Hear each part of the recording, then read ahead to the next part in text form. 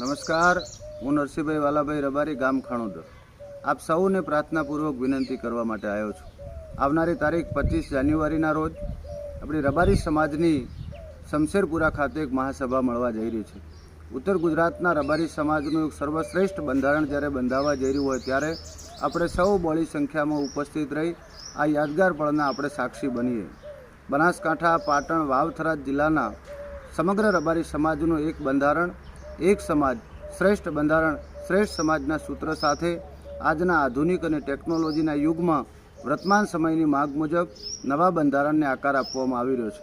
આપણા સમાજના વડીલો મુરબ્બી શ્રી ગુવાભાઈ રબારી સાહેબ અને મુરબ્બી શ્રી માવજીભાઈ દેસાઈ સાહેબના અથાગ પ્રયત્નો થકી તાલુકે સમાજના વડીલોને મળી, યુવાનોને મળી, સમાજના દરેક વર્ગના જે સુઝાવ સૂચનો લઈ એક સુંદર પ્રકારનું આપણે બંધારણ બંધાવવા તરફ આગળ વધી રહ્યા છીએ.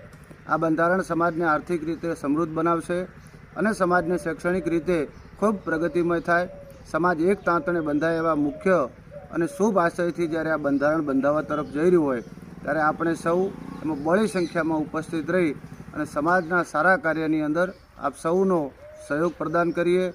આપ સૌ જાણો છો કે વર્તમાન સમયની માંગ છે, શિક્ષણનો યુગ છે. દરેક વર્ણ સાથે, 18 કોમ સાથે આપણે હળીમળીને રહીએ, ધંધા બિઝનેસમાં સફળ થઈએ, આર્થિક રીતે સમૃદ્ધ થઈએ. જે કુરિવાજો છે, સમાજને નુકસાન કરતી જે બાબતો છે એને તિલાંજલિ આપવા માટે અને સમાજ પ્રગતિની દિશા તરફ આગળ વધે એ દિશામાં જ્યારે સમાજ આગળ વધી રહ્યો હોય ત્યારે આપ સૌનો અમૂલ્ય સમય આપવા માટે આ બંધારણ મહાસભામાં હું પણ આવું છું, મારી ફેમિલી પણ આવે છે.